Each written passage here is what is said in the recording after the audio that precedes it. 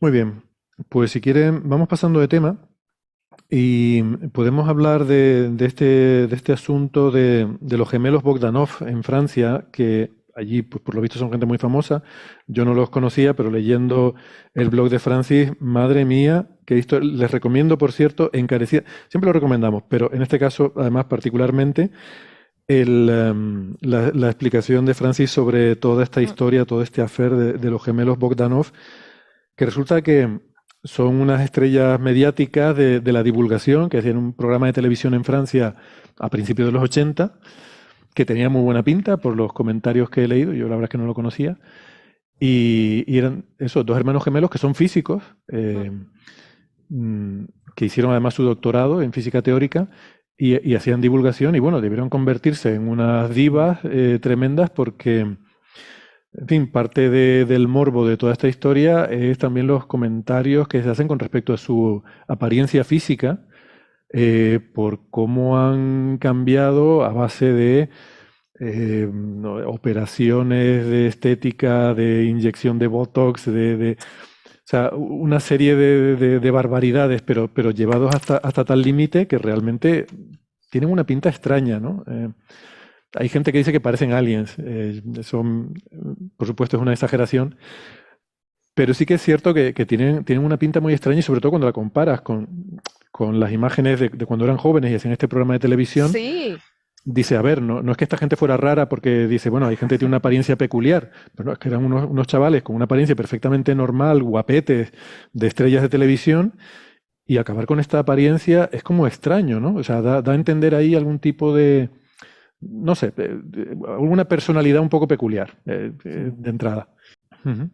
Bueno, el caso es que han estado últimamente en el candelero, ¿no? En el candelabro, porque luego han salido también con unas posturas antivacunas, una en fin, pena. una serie de cuestiones, y además, pues recientemente han fallecido los dos, uno detrás del otro, los dos de COVID, ¿no?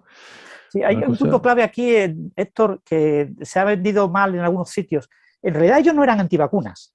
O Ah, sea, vale. ellos en ningún momento, como divulgadores que sabían que su papel era divulgar que las vacunas eran necesarias y que no iban a salvar de la COVID, ellos en su divulgación, en entrevistas, etcétera, siempre decían hay que vacunarse, ¿no? Lo Ujú. que pasa es que ellos tenían una visión muy personal de su propia vida. Ellos pensaban, además ellos se cuidaban mucho, se supone, a nivel de comida, de nutrición, de ejercicio, eh, Bisturí. de bisturí. eh, Se cuidaban mucho y ellos tenían la sensación de que ellos iban a vivir más de 120 años, que ellos iban a Mm, ser un ejemplo de que con una vida sana tú podías superar el límite de los 120 años.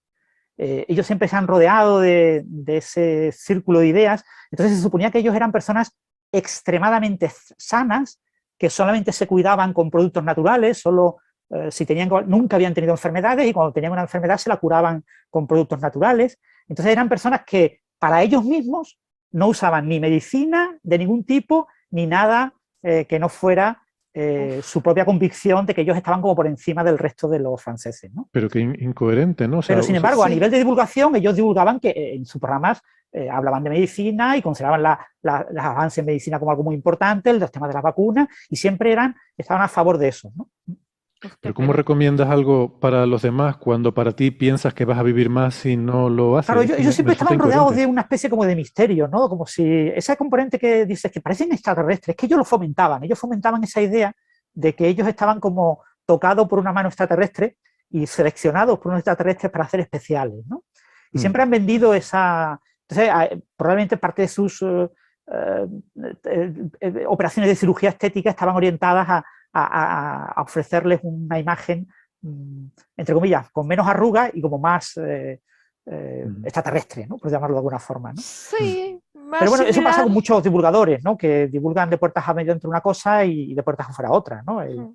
Los hermanos Bogdanov son el ejemplo parecido a lo que en España fue Eduard Punset, ¿no? Eduard Punset es una persona que cuando iba, sobre todo en los últimos años de su vida, cuando iba a un programa de televisión, se le decía el científico. Aquí viene el científico, ¿no? Pero no viene el científico, un científico, ¿no? Viene el científico de España, ¿no? La persona que refleja lo que es ser científico, ¿no? No hay persona más científica que Eduard Punset, ¿no? Y tú dices, bueno, pero si Eduard Punset estudió económicas y fue político en España y en Europa y después se metió de divulgador, ¿no? Estos, los hermanos Bogdanov eran, uno creo que era de ciencias sociales. Perdona, solo un apunte sobre eso que dices de Punset. Es que es curioso, a veces hacemos esa asociación del periodista que estaba interesado en la ciencia y entrevistaba a científicos importantes y tal. Pero me acuerdo, había un programa también cuando yo era pequeño, muy pequeño, sobre medicina, que se llamaba Ocaña, el presentador, que era, ¿cómo se llamaba? Vivir... ¿Saber vivir? Saber vivir, saber vivir, sí. Exactamente. Pues recuerdo que él decía en una entrevista que la gente pensaba que él era médico y le pedían consejo y que le preguntaban dónde estaba su consulta y decía, yo no soy médico ni soy nada, yo entrevisto médicos y hago un programa sobre salud y cuento cosas sobre salud, pero yo no... Ramón claro, Sánchez Ocaña. Ramón, ese, exactamente, Sánchez Ocaña. Bueno, por eso me recordó a lo que dices de Punset, que la gente lo asocia, ¿no? Como habla de esas cosas. Pero es verdad que Punset, a ver, le interesaba la ciencia, pero con un cierto punto de misticismo, ¿no? En el sentido bueno, pues de eso que fue la segunda parte de su trayectoria, ¿no? O sea, cuando incorpora a su programa a su hija, que la hija está muy próxima al misticismo, aunque es psicóloga y tiene una carrera que podemos decir de ciencia, entre comillas, ¿no? Porque la psicología se puede ver desde el punto de vista científico, hay psicología científica y hay psicología no científica.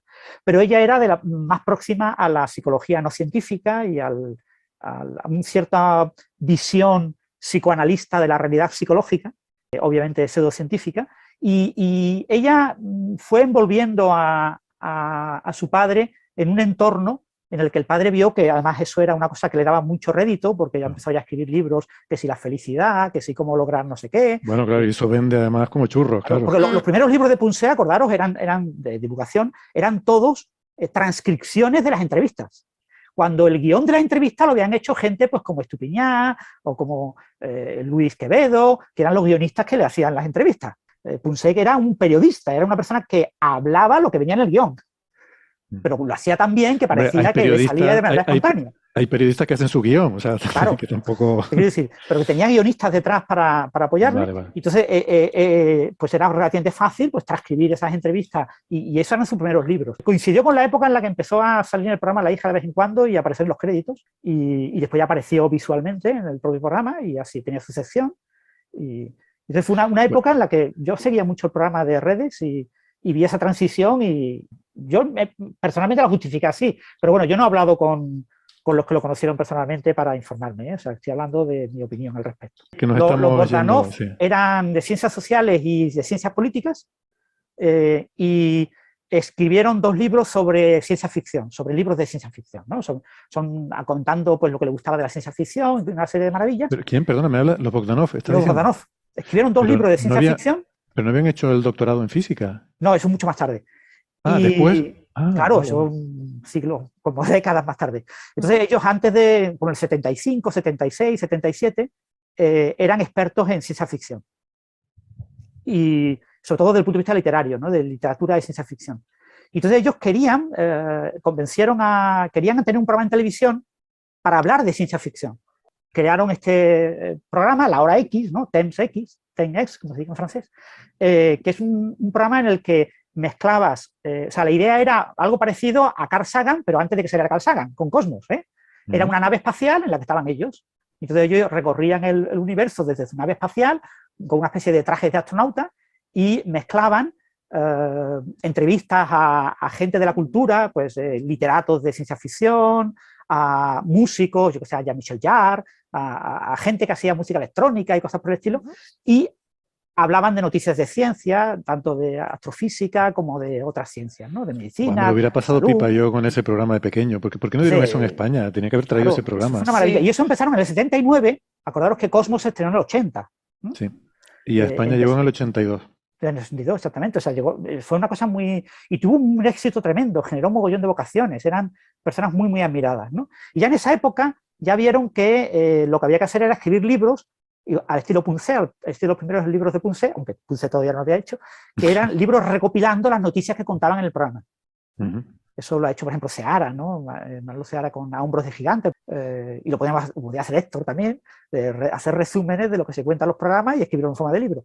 Y eso tiene todo el público que te ve en la televisión, que estamos hablando de una época, estamos hablando de Telefrance 1, de la primera cadena de televisión francesa, en una época en la que prácticamente había solo 2 cadenas, en las que todo el mundo veía ese programa, o sea, no tenías otra opción. Es como Félix Rodríguez de la Fuente, o sea, cuando salía Félix Rodríguez de la Fuente con sus programas El hombre y la tierra, claro, tú no podías ver otra cosa en la tele, porque la tele era o veías eso o no veías nada.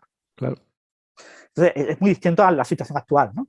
Y ellos tuvieron muchísimo éxito, sacaron esa serie de libros, y entonces lo que vieron es que empezaron a recibir una serie de críticas de que no eran científicos, y eso es la envidia típica de los divulgadores. Y le pasa a muchísimos divulgadores en España, hay muchísimos divulgadores que no son científicos, y que a los que le llama el público científico, es que es un científico. Y pues no es un científico, no ha hecho ciencia en su vida. No es que no sea doctor, es que no ha hecho ciencia en su vida, ni se ha preocupado por hacer ciencia en su vida, pero no importa, es científico porque divulga.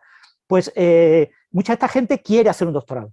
Entonces ellos quisieran hacer un doctorado, entonces para hacer un doctorado, claro, si tú tienes una carrera, una licenciatura en ciencias sociales, en ciencias políticas, pues tienes que hacer un máster, haces el equivalente a un máster, un programa de curso de doctorado, y lo hicieron en matemáticas. Y la idea era hacer una tesis en matemáticas.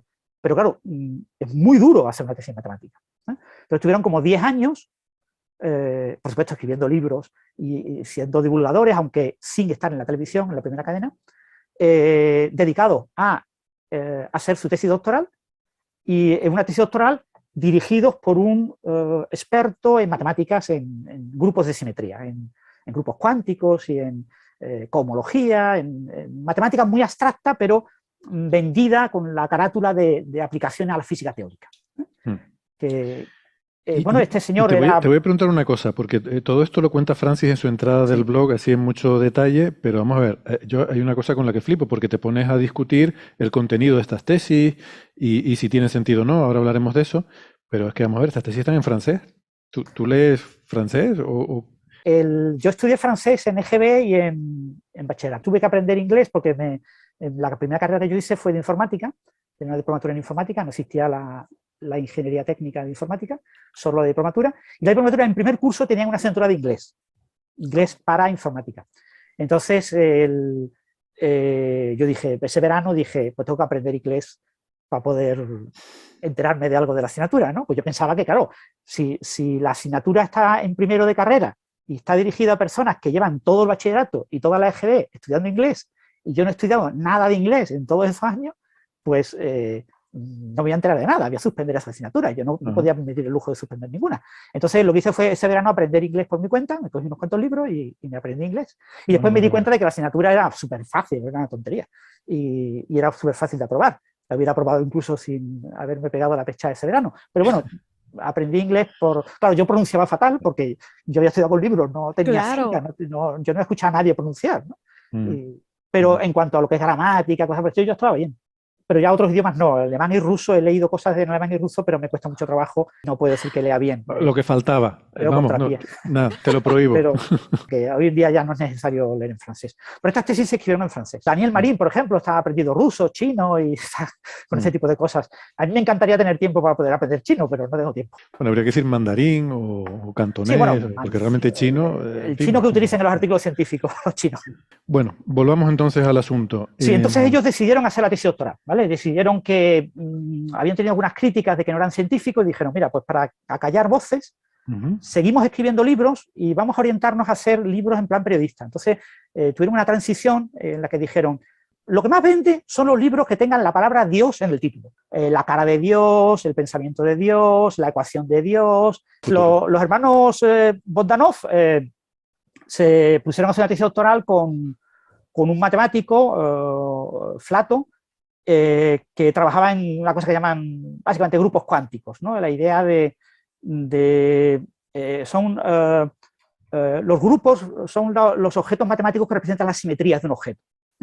Y entonces, en física cuántica, lo que interesa son los operadores.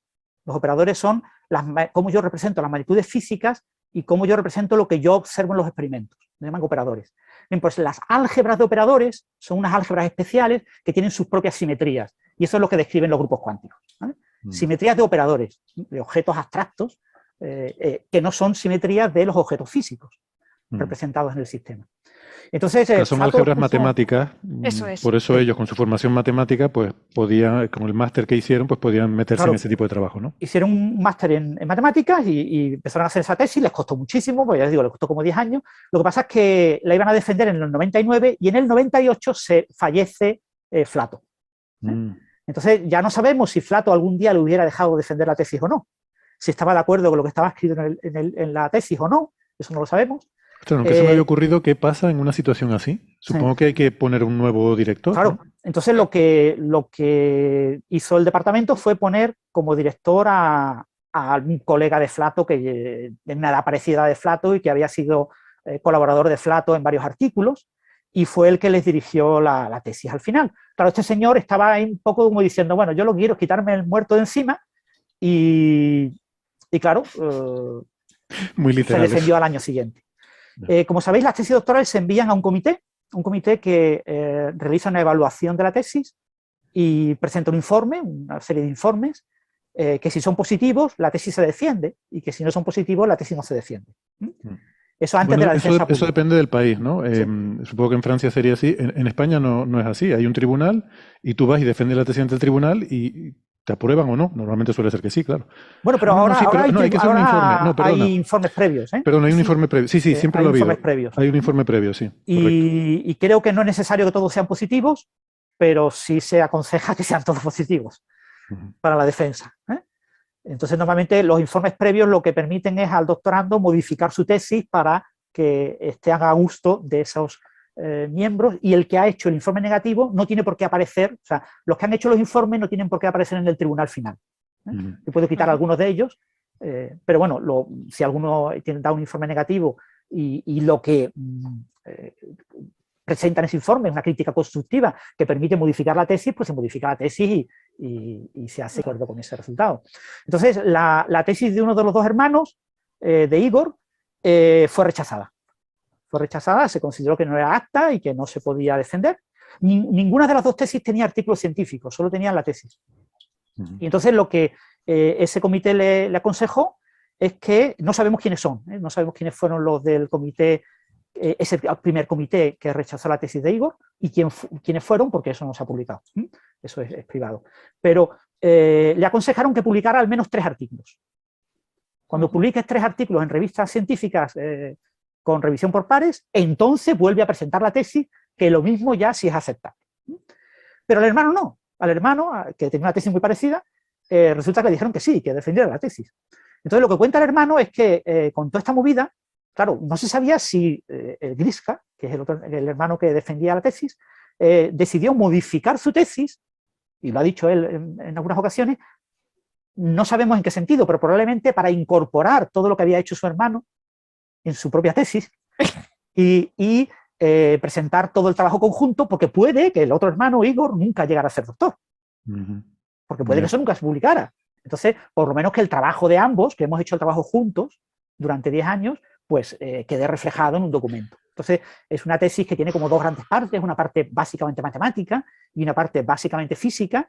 Y bueno, ostras, pero yo no sé si eso es ético, es decir, que una tesis tenga coautoría. Eso se ha contado a posteriori, artículo, ¿sí? Eso se supone que no lo sabían. Claro, pero pensando si eso es aceptable, se supone que hicieron la tesis juntos, que todo el trabajo fue en colaboración junta. Entonces todos los artículos que publicaron, lo publicaron los dos juntos. Bueno, los artículos sí tienen sentido, firman los dos y ya está, pero una tesis doctoral tiene que ser del candidato, ¿no? De la persona que es, ¿verdad? Entonces hicieron eso, no firmaron con Flato, claro, pues los artículos ya se enviaron cuando él estaba fallecido, y el otro, el director que acabó, Fleischmann, que fue el que acabó dirigiéndoles la tesis, o por lo menos haciendo la tutoría, ¿no? Firmando como director, tampoco firmó los artículos, ¿no? Para la siguiente tesis, uno de los artículos lo firmó solamente el que le faltaba la tesis, Igor, y que es un artículo muy chorra y absolutamente criticable, porque es un artículo en el que explica el péndulo de Foucault como resultado de algo que ocurre antes del Big Bang. Parece bastante difícil digerir eso. Pero lo llegaron a publicar, una pequeña revistilla, llegó a publicar ese artículo. Y los otros 2 artículos, o sea, los otros al final fueron 6 artículos, pero para la tesis fueron 4, pues los otros 3 de la tesis eran con los 2 hermanos. y eran cosas muy parecidas entre sí, son artículos muy parecidos, son clones, y son artículos claramente inspirados en la tesis. De hecho, esos artículos yo intenté leerlos, y cuando intentas leer, lo que te das cuenta es que no te enteras de nada. Son artículos que tú empiezas a leerlo y dices, pero es que no sé de quién están hablando, o sea, no se sabe a dónde quieren llegar, que te presentan ideas y tú dices, esto parece que lo ha escrito un programa de ordenador automático. Esto es absolutamente ilegible. Claro, eso es lo que le pasó a la gente cuando empezó a ver esos artículos, ¿no? Sin embargo, en la tesis sí hay una cierta línea argumental. En la tesis parece todo más justificado. Lo que han hecho es decir, yo tengo una tesis de 150 páginas, pues cojo 4 trocitos, 4 párrafos de aquí, 4 párrafos de allí, 4 párrafos de aquí, 4 párrafos de acá, y me lo monto en forma de artículo. Y envío el artículo a una revista. Probablemente escribieron el mismo artículo para variar y lo enviaron a varias revistas, y por eso los artículos al final son muy parecidos. ¿Vale? Pero se enviaron a revistas distintas. Y publicaron, aquí está lo sorprendente, publicaron un artículo en Classical and Quantum Gravity. Classical and Quantum Gravity es la gran revista de la gente que se dedica a gravitación. Gente que trabaja en agujeros negros, en cosmología, publica ahí, ¿no? La gente que hace, digamos, gravitación, pero del foco de física teórica, pues publica en JHEP, es la revista esta de la revista de física de alta energía, el Journal of High Energy Physics. Y estas son revistas, pues bueno, no son revistas de number one, pero sí en su pequeña área, pues son número 1. Después tienen otro artículo publicado en Annals Physics. Annals Physics es una revista relativamente famosa, ¿no? Y después tienen artículos menores en revistas menorcillas de China, checas, revistas poco relevantes, ¿eh? Pero bueno, el artículo en Classical and Quantum Gravity fue el que llamó la atención de la comunidad de físicos gravitacionales franceses, ¿eh? Que esta comunidad no entendió ese artículo. Cuando veis el artículo, además el artículo es imposible de entender, o sea, es un artículo que puesto así es una cosa como completamente desconectada del mundo, ¿no? O sea, como una especie de ático sin edificio, sin ningún tipo de base, ni suelo, ni nada, una cosa como en el aire que resulta muy difícil. Y en la tesis hay una cierta estructura, pero es compleja de seguir, pero más o menos la siguen, ¿no? Y entonces uno de los matemáticos, bueno, un físico francés, que se llama Max Niedermayer, que se dedica a publicar en esa revista y hace cosas de gravitación, a un amiguete americano le envía un correo electrónico privado y le dice, pues esto es imposible que se haya podido publicar en Classical and Quantum Gravity. Este artículo que acaban de publicar los hermanos Bogdanov tiene que ser un ejemplo del caso Sokal, pero a la inversa. El caso Sokal era un físico que escribió en una revista de ciencias sociales criticando el posmodernismo en filosofía. Sobre todo el uso de la jerga científica en los discursos posmodernistas de estos filósofos. Son filósofos sobre todo franceses, ¿no? Porque son filósofos que, desde el punto de vista filosófico, si tú te quedas solamente con las ideas sobre el comportamiento humano y de la sociedad, pues mira, puede ser más o menos aceptable su filosofía, pero el hecho que decoren el comportamiento humano con física cuántica y que digan que, yo qué sé, que el comportamiento humano está controlado por la física cuántica y por la gravitación cuántica y la importancia de la teoría de cuerdas en el comportamiento de las poblaciones, pues dice, pues eso no tiene ni pies ni cabeza. Entonces eso es lo que criticaba Sokal. Entonces estos señores dijeron, este físico le manda al otro físico americano un correo electrónico y le dice, mira, yo creo que como estos son de ciencias sociales, en realidad lo que han hecho es un anti-Sokal. Lo que han hecho es enviar a una revista de física teórica un artículo de la broma. Vale. Claro, es un correo electrónico privado. Y de repente, por alguna razón que no se sabe, le llega a John Baez. Y John Baez es un matemático y físico muy famoso, que tenía un blog y que divulga muchísimo y que es una persona muy activa. Y John Baez dice, aquí hay un filón, esto es un viral. Esto lo tengo que viralizar, esto es una maravilla, un antisokal. Yo voy a ser el padre del descubrimiento del primer antisokal de la historia. Voy a pasar a la historia de la divulgación, porque esto es, bueno, y monta una bola de nieve, monta un montaje absolutamente imbécil sobre una tontería más grande que una casa. Porque hubiera sido fácil. Pues John Baez, esto puede ser un antisokal, voy a llamar a los Bogdanov, le mando un correo electrónico y le digo, claro, soy físico teórico, he leído vuestro artículo, me parece fascinante. Vuestro artículo me parece una tontería tan grande que pienso que es un Sokal inverso. O sea, una bola tremenda, y entonces todos los divulgadores famosos de la época, estamos hablando de 2002, finales de 2002, octubre, noviembre de 2002 y principios de 2003. Y se monta una bola que no os podéis ni imaginar, que yo en aquella época divulgaba, no tenía blog, pero sí leí algunos blogs, etcétera, y me enteré de esta movida y me parecía una chorrada de una casa. Porque yo dije, voy a perder el tiempo con esa tontería. Ya el caso Sokal me parece una chorrada, imagínate el anti-Sokal. O sea, pero bueno, Peter Boyd, el que critica la teoría de cuerdas, famosísimo, que ahora conocemos más a Sabine Hossenfelder, pero que este lo lleva criticando 20 años. Jack Distler, otro teórico de cuerdas muy famoso. Bueno, cantidad de... Todos los teóricos de cuerdas que tenían blogs criticaron este asunto y se hicieron eco del anti-Sokal, ¿no? Porque esto es una maravilla, ¿no? Si John Bailey está sacando rédito divulgativo, nosotros le tenemos que sacar rédito divulgativo, no vamos a ser nosotros tontos y a este viral no... Y entonces montaron una movida tremenda que llegó a un periodista de New York Times. El periodista de New York Times dijo, a ver, yo soy periodista, ¿vale? O sea, yo no soy un divulgador de segunda como estos señores que ya están haciendo esto. Un periodista de verdad, ¿qué hace? Llama a estos señores y les entrevista. Y entonces lo que hace fue llamarlos y los hermanos dicen, ¿pero de qué está hablando? Nuestros artículos son súper serios. Esto es ciencia seria. Y creo que Héctor tiene ya que hacer la pausa, ¿no?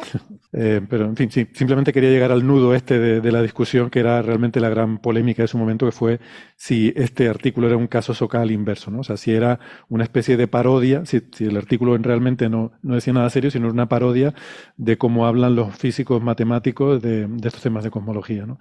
Pero bueno, pues nada, claro. Esa es la ridiculez sí, del asunto. Lo que descubrió el periodista del New York Times es que no, que estos físicos creían de verdad que era un doctor en física y un doctor en matemática y se creían de verdad que su artículo era rigurosamente correcto, ¿no? Entonces, ¿qué dijo el periodista? Pues entonces ya no hay noticia. A mí que estos señores publiquen un nuevo modelo sobre la singularidad del Big Bang me importa un comino. A mí lo que me importaba de verdad era el anti-Sokal. Bueno, muy bien, pues estábamos entonces analizando este caso anti-Sokal que realmente no lo era, ¿no? Vuelvo a insistir, porque no sé si todo el mundo lo tiene claro. El caso Sokal, que a mí ese sí me sonaba, lo de los Bogdanov no, la verdad.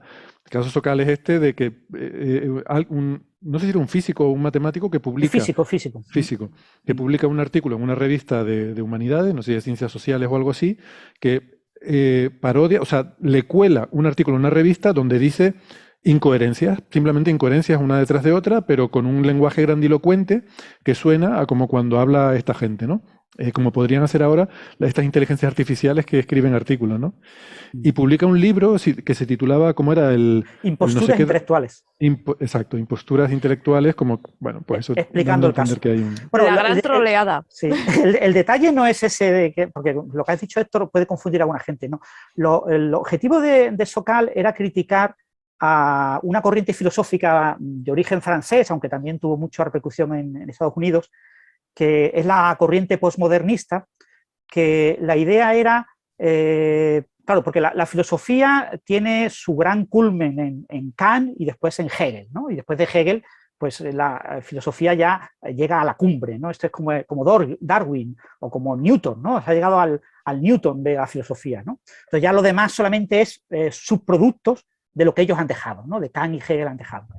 Entonces la filosofía deriva en diferentes líneas. Una de las líneas es la línea puramente lingüística, es decir, la idea de que la filosofía es hablar, es discutir sobre diferentes asuntos y que lo importante es el lenguaje que se usa en la discusión, ¿no?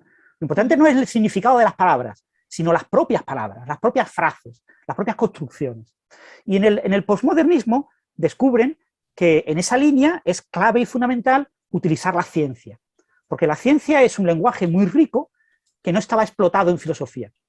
Entonces hay que incorporar el lenguaje de la ciencia, la jerga de la ciencia, a la discusión filosófica puramente lingüística. Entonces en esa época hay grandes filósofos que son poetas, que escriben la filosofía en forma de prosa poética y donde tú tienes que interpretar, lo más importante que el contenido es la belleza de cómo se expresa el contenido. Ostras, filosofía lírica, eso sí que claro. Eso no lo he visto, yo quiero ver eso.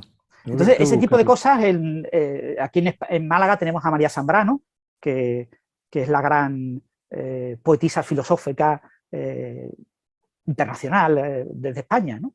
Pero hay muchísima gente que hacía eso. Entonces, eso es lo que critica Sokal, ¿no? Sokal critica a esta gente. Entonces, ¿tú cómo puedes criticar a estos filósofos postmodernistas en una revista donde publican ellos y además en un número especial dedicado a criticar a quienes le critican? porque ese era un número especial en el que de estos grandes filósofos estaban invitados a escribir un artículo criticando a los que criticaban este posmodernismo, ¿no? Entonces ahí Sokal cuela un artículo ahí en el que lo que hace es tomar frases literales de estos señores y construye un artículo a base de trozos, de pegar citas de estos señores. Como decía Philippon, y pone un párrafo. Y esto mete una cosita de su cosecha. Y esto conecta con lo que decía Menganón y pone otro párrafo. Y va conectando un párrafo, y son párrafos literales. De tal manera que cuando tú lo vas leyendo, vas diciendo, pues estoy leyendo, esto es la esencia del posmodernismo, porque estoy leyendo frases de todos los grandes posmodernistas. Sokal conoce perfectamente el posmodernismo. Es una persona que merece la pena estar en este. Entonces, lo que critica Sokal en su artículo es el concepto de realidad. Entonces, lo que plantea Sokal es que, igual que la realidad social es una construcción que en realidad no existe y que creamos los humanos y que depende de nuestras relaciones sociales mutuas, pues la realidad física también, a pesar de lo que dicen los físicos, también es una construcción social y depende del lenguaje. Entonces, la realidad depende del lenguaje que tú uses al contarla, la realidad depende de las relaciones sociales entre los científicos que la desvelen. Y ese, digamos, es el discurso. Entonces eso, digamos, es una crítica a todos esos físicos que criticaban al posmodernismo. Un físico, este es de los nuestros, este físico está criticando a los demás físicos que critican el posmodernismo, porque un físico está escribiendo un documento de escándalo desde el punto de vista del posmodernismo. Lo que pasa, claro, si tú te sacles fuera del posmodernismo y ahora tú lees ese texto, pues es que no tiene ni pie ni cabeza. Entonces lo que se encontró Sokal es que nadie entendía su artículo. Bien. Entonces escribió un libro, Imposturas intelectuales, con Jean Bricmont. Es un libro que ha sido muy famoso, después tuvo la segunda parte, más allá de imposturas intelectuales, en la que coge cada uno de los párrafos que haya puesto en su artículo, es de un filósofo posmodernista, por dedica un capítulo entero a ese filósofo. Entonces discute brevemente los discursos de uso de jerga científica, repito. Un filósofo que tiene 40 libros escritos que han sido bestsellers y que se han vendido mogollón, pues ha usado la parte científica en una serie de lugares, pero no en toda su producción, ¿no? Pues critica ese uso de la jerga científica en un contexto en el que no tiene ni pie ni cabeza, ¿vale? Entonces aparecen cosas súper extrañas, porque los filósofos dicen, como ya puedo utilizar la palabra teoría de cuerdas, ¿y qué significa teoría de cuerdas? Como los físicos no saben lo que es la teoría de cuerdas, las cuerdas unen cosas, así que yo cuando tengo que utilizar la palabra unir dos conceptos, pues uso la teoría de cuerdas. Como la teoría de cuerdas ampara la unión entre el concepto de PP y el concepto de ciudadanos, pues eso me permite unificar y aplicar una... El Sokal sí. Tener que buscar en toda esa bibliografía se tuvo de que los leer filósofos, todo, claro. Se tuvo que leer en una época en la que no había Google, o sea, mucho rencor tenía que tener para pegarse semejante curro. Bueno, eran filósofos muy famosos que vendían mucho y la gente lee filosofía. O sea, la verdad es que hay muchos científicos que leemos algo de filosofía, ¿no? Entonces... Ya, pero esto es un trabajo exhaustivo vamos... Pero bueno, eso lo montó él y tranquilamente y está muy bien. La verdad es que el libro está muy bien explicado. Por supuesto, todos los filósofos lo critican, porque dicen que Sokal no tiene ni zorra idea de filosofía y no tiene ni zorra idea de posmodernismo y que critica las cosas sin saber. Que coge, yo que sé, a uno de los grandes filósofos, pues yo que sé, a Deleuze, ¿no? O a Derrida, y lo resume toda su parte, digamos, criticable en el artículo en un capítulo de 6 páginas, pues un filósofo te dice, ¿pero cómo vas a reducir a Derrida a 6 páginas? Si Derrida son 400 páginas como mínimo para poder acercarte a lo que dice Derrida, es que el Sokal no tiene ni zorra idea, ¿no? Le critico mucho. Por eso escribió un segundo libro en el que criticaba a los que le criticaron. Ay, es un libro en el que critica las respuestas de los filósofos a sus críticas, ¿no? Diciendo que en realidad los filósofos lo que hicieron fue hacerse la picha un lío, más todavía criticándome, ¿no? Pero todavía sigue habiendo gente, o sea, yo por ejemplo en mi pieza, en mi blog, ha habido gente que me ha criticado de la filosofía, filósofos que dicen que es que ni yo entiendo nada de estos filósofos, ni Sokal tampoco. Digo, vale. Pero bueno, en resumen, entonces Botanov al final no fue un anti-Sokal, ¿vale? O sea, quedó claro que no fue anti-Sokal. O sea, era genuino. Ellos realmente publicaron ese artículo porque ellos en su mente alienígena les pareció que eso tenía sentido. Ellos al principio dieron la callada por respuesta, es decir, eso hizo que mucha gente pensara que sí, que de verdad era un caso Sokal, ¿no? John Baez, cuando concluye todo este caso, ya se descubre que no, porque bueno, el que inició todo esto con su correo electrónico, Neidermayer, tuvo que pedir perdón al SOCAR, o sea, le envió un correo electrónico a los Bogdanov. Los Bogdanov hicieron público ese correo. John Baez nunca pidió perdón, pero John Baez entonces le dio la vuelta al asunto y dijo, como Flato ha fallecido y no puede decir nada, en realidad esto sí era un caso antisocal. Era un caso antisocal de Flato, que manipuló a los Bogdanov sin que ellos lo supieran y los metió en un caso socal. Y esa flatulencia es de John Baez, que es como concluye John Baez su discurso con el tema, que tenía que ser un antisocal porque él había dicho que era un antisocal. John Baez no puede estar equivocado. ¿Cómo se va a equivocar John Baez si es matemático? Pero bueno, en cualquier caso, los Bogdanov no hicieron más ciencia. Publicaron estos artículos, no volvieron a hacer nada más de ciencia, volvieron a recuperar el tema de escribir libros y el año de la lectura... O sea, ellos lo que querían era el título, ¿no? Ellos sí querían el título. Y una vez que tuvieron el título, lo que hicieron fue solicitar un nuevo programa en la televisión y les dieron un nuevo programa que no duró mucho y fue en la segunda cadena de la televisión francesa. Y después ya lo que hicieron fue lo que ha hecho Punset de los últimos años, ¿no?, de su vida, que es ir a muchísimos otros programas a intervenir. Entonces ellos intervenían en mogollón de programas y eso hacía pues, que sus libros se vendieran muy bien. Ellos han vendido muchos bestsellers, han ganado dinero con eso, ¿eh? Hay un divulgador checo muy famoso de física de cuerdas que se llama Lubos Motol, que Lubos Motol es una persona súper extraña en su manera de concebir la realidad y es misógino y bueno y unas políticas muy extrañas. Es una persona con un lenguaje muy complejo que lo tienes que leer siempre leyendo entre líneas porque la parte del lenguaje personal suyo hay que obviarla porque es absolutamente intragable. Pues se le ocurrió la chorrada de escribir un libro en inglés sobre la tesis doctoral de los Bogdanov. Entonces, es un libro divulgativo en inglés sobre la tesis doctoral de los Bogdanov y se lo envió a los Bogdanov. Y los Bogdanov dijeron, encantados, te lo publicamos, no te preocupes que te lo editamos, te lo traducimos al francés y te lo editamos. Lo tradujeron al francés, añadieron, bueno, cambiaron algunas frases, parece ser que se metieron un poquito de autobombo. Lubos en algunos momentos era un poco crítico contra algunas ideas y parece ser que se suavizó la crítica y se convirtió en loa. Y entonces Lubos quedó muy contento, era muy amigo de los Bogdanov, pero decidió que no podía publicarse su libro en inglés, que le daba como vergüenza que se publicara el libro en inglés. Después de las modificaciones que habían introducido claro, los después hermanos. de las modificaciones y también posiblemente porque el libro, son esas cosas que a Lubos se le sube la cosa a la cabeza y hace algo rápidamente y después se quiere olvidar, ¿no?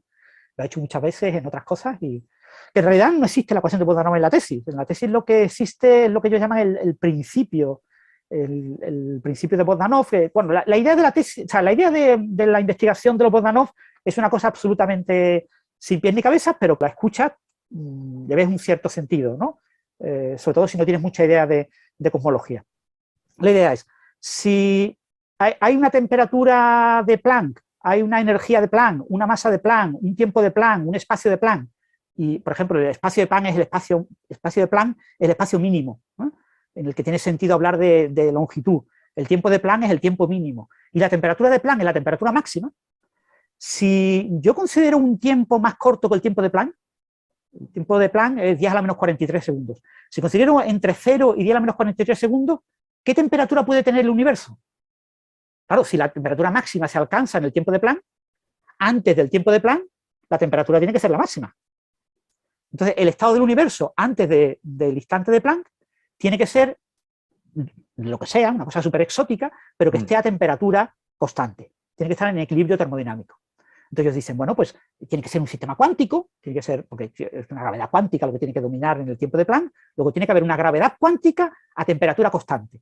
Por lo tanto, tiene que cumplir con las leyes de la termodinámica cuántica. Y una de las leyes, bueno, una de las hipótesis sobre cómo puede comportarse un sistema cuántico con un infinito grado de libertad a nivel estadístico se llama condición KMS. Grosso modo es una de las consecuencias de la distribución de Gibbs, de Boltzmann-Gibbs, pero aplicada al caso cuántico, esa distribución no sirve en el caso cuántico, solo se puede usar con un número finito de grados de libertad, porque con un número infinito de grados de libertad diverge. Y entonces, para que no diverja, pues tienes que usar consecuencias de la distribución de Gibbs. Hay varias consecuencias de la distribución de X que se pueden usar. Una de ellas es la condición KMS, que es de los 60. Entonces dicen, pues será válida la condición KMS. Eso parece muy razonable. O sea, eso cualquier físico, claro, muy razonable siempre y cuando tú pienses que tiene sentido el estado del universo pre-espacio-tiempo, antes del tiempo de Planck. ¿Vale? Que la mayor parte de los físicos piensan que no tiene sentido. En teoría de cuerdas, por ejemplo, no tiene sentido. ¿Vale? Eso se proyecta, hay una simetría de espejo que hace que lo que esté por debajo de ese tiempo es la misma física pero reflejada que hay por encima. Y lo mismo con el espacio. Pero bueno, ellos plantean esa idea y entonces empiezan a tratar de construir esa idea.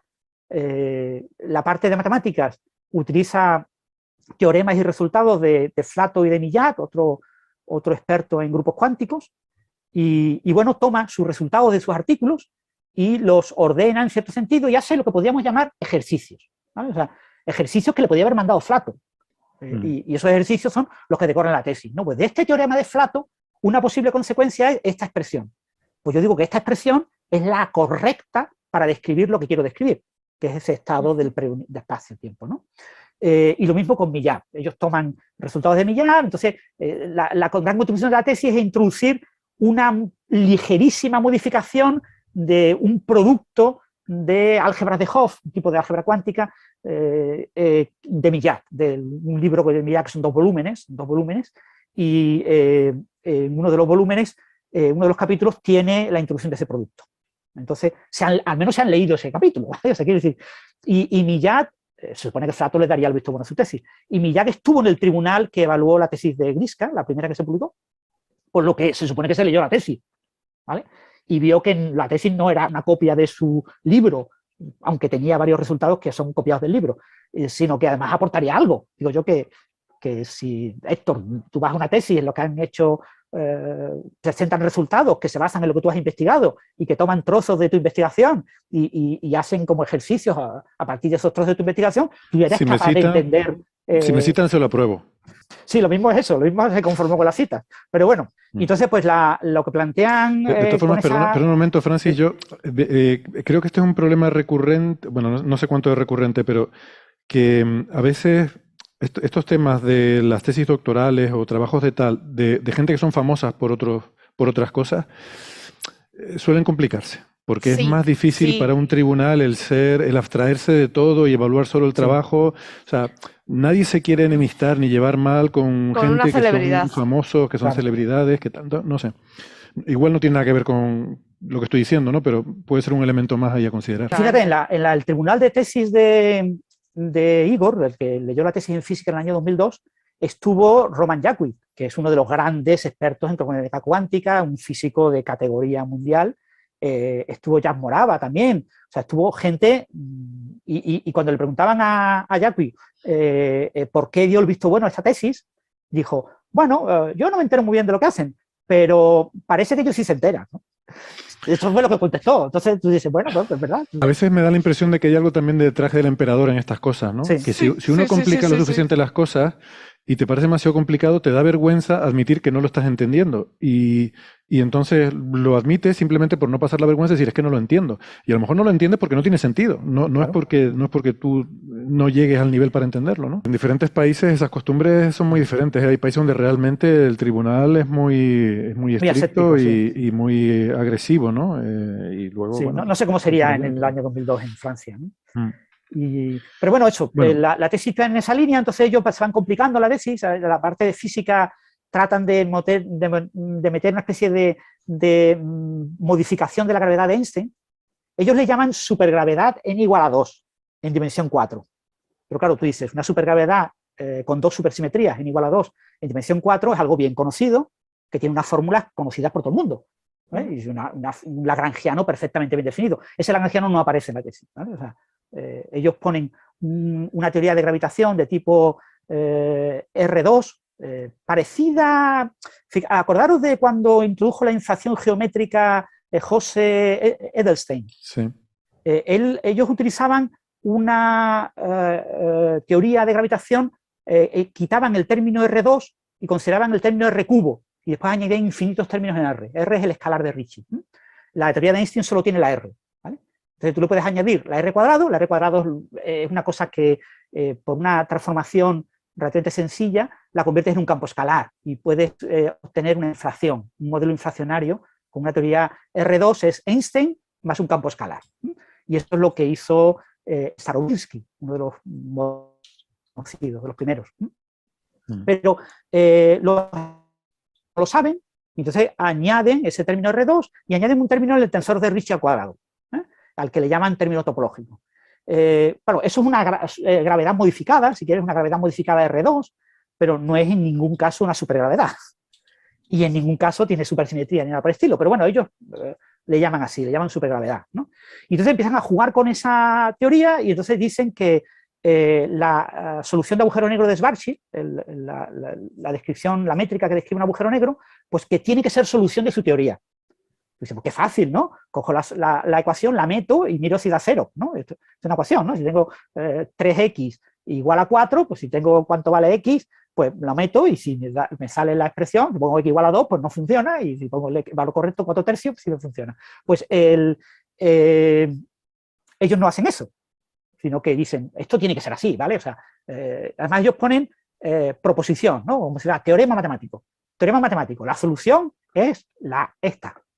Y tú dices, ¿demostración? No, la demostración, ¿para qué vamos a poner demostración? Eso es obvio que la solución es esta, ¿no? Porque lo acabo de decir yo. Entonces, ese tipo de cosas hace que la tesis sea difícil de entender, ¿no?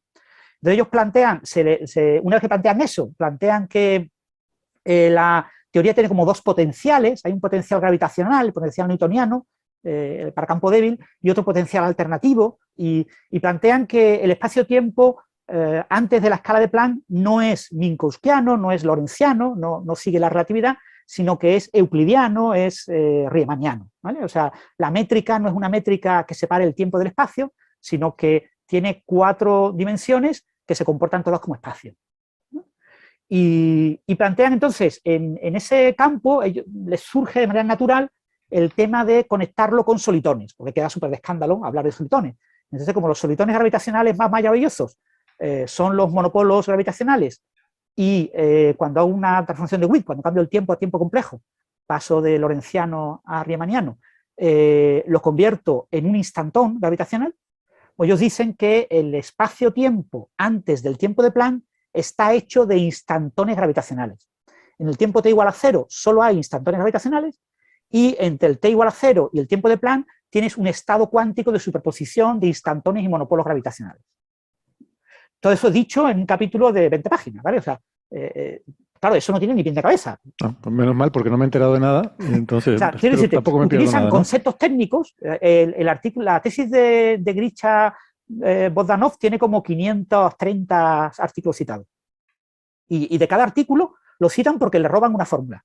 Entonces, lo que hacen es coger fórmulas de diferentes lugares y la van colocando una al lado de otra. Entonces van generando un discurso que, bueno, puede tener un cierto sentido si tú crees que hay secretos que ocultan que no ponen, como pasa con los rusos, ¿no? Los artículos de los rusos son muy difíciles de entender porque te ponen una fórmula y hacen 7 operaciones y te ponen la octava y la siguiente, y te han omitido 7, y después te ponen otra, y tú dices, aquí los Yo saltos siempre he los está pegando sospechado que les cobran por ecuación. Es la Claro, algo única así. explicación que encuentro. Cuesta, pero cientos de páginas rellenar sus artículos, ¿no? Un artículo de 5 páginas y lo rellenas y nunca sabes. Y como no te salga la fórmula que le sale a ellos, y empiezas tú a cabrearte porque dices, ¿me habré equivocado yo? ¿Se habrán equivocado ellos? ¿Quién se habrá equivocado? ¿No? En muchos casos se han equivocado ellos, en otros te equivocas tú. Porque, bueno, ese es el problema de poner fórmulas con saltos tan grandes, ¿no? Pues esto es lo que pasa con la tesis de los Bogdanov. Tiene a veces unos saltos que son saltos terribles. Y entonces, ante esos saltos, encuentras con que la dificultad de leer la tesis y comprenderla es prácticamente imposible. Pero bueno, pero en cualquier caso, bueno, que no son trabajos que vayan a quedar para la posteridad como grandes momentos de la física matemática. Pero bueno, en fin, por la razón que sea, sacaron su doctorado. Parece que dices tú que el propio tribunal ni siquiera las tenía todas consigo, por lo menos algunos de los miembros no tenían claro por qué les habían aprobado eso. Sí, les pusieron a los dos la nota mínima, que se llama honorable, la nota mínima que se le puede poner a una tesis doctoral que se defiende, si no la rechaza, ¿vale? Durante el tribunal. Bueno. Que lo normal es que las tesis sean cum laude y sea todo súper maravilla, ¿no? Sí, sí. En España hubiera sido, ahora que tenemos el sistema este de aprobado, notable, sobresaliente, sobresaliente cum laude, hubiera sido ponerle un aprobado. Pues nada, por comentar un poco el tema este que ha sido noticia últimamente por el fallecimiento de estas personas que, como dice Francis, ellos pensaban vivir hasta los 120 años o así, y pues, mira tú, la pandemia les truncó esa expectativa, ¿no? Entre otros muchos sueños que truncó la pandemia, está el de los hermanos Bogdanov. Pues nada, detrás de todo, lo que percibo detrás de todo esto que nos cuenta Francis son, no sé, personas, voy a decirlo como muy peculiares, ¿no? ¿Alguna cosilla última, Francis, que decir? No, bueno, decir eso, que bueno, lo más importante que hicieron los Bogdanov fue crear vocaciones científicas. Exactamente, de hecho, más bien lo raro es lo contrario, o sea, los científicos buenos no suelen ser buenos divulgadores, ¿no? Entonces... casos como el de Sagan, por ejemplo, son raros. O sea, por eso es famoso, porque es un caso raro. Pero lo habitual es que, ¿no? Y de hecho la virtud de comunicar suele ser algo que se fomenta y se desarrolla más bien en otras profesiones, ¿no? Quizás dentro del ámbito del periodismo, por ejemplo, ¿no? Y por eso pues hay periodistas que son muy buenos divulgadores